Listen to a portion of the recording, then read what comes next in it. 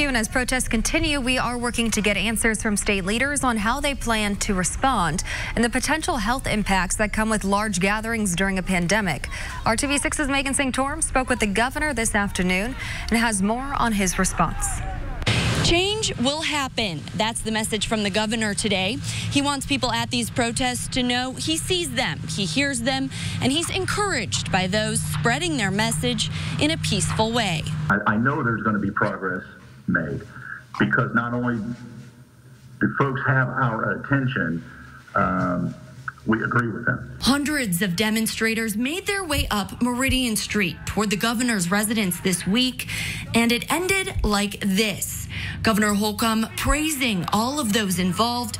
It was a much different scene than just days before, when protests turned violent and destructive downtown.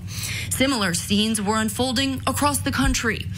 According to ABC News, President Trump called on governors across the nation to take a more aggressive approach to these protests, saying they need to, quote, dominate the streets, telling governors to call on the National Guard for help, and saying they should take a military-type approach. I asked Governor Holcomb for his response to that. My approach will continue to be one that seeks to bridge divides and to calm the streets and to support peaceful demonstrations and expressions. This is their First Amendment right.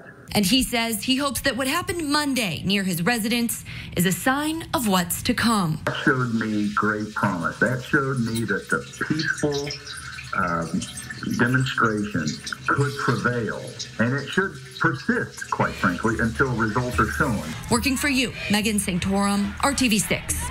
And state leaders also address COVID-19 concerns with these protests, saying they are encouraged to see many people wearing masks and say they do not anticipate a major spike in hospitalizations, as many as these demonstrations are young and not in the at-risk category for complications.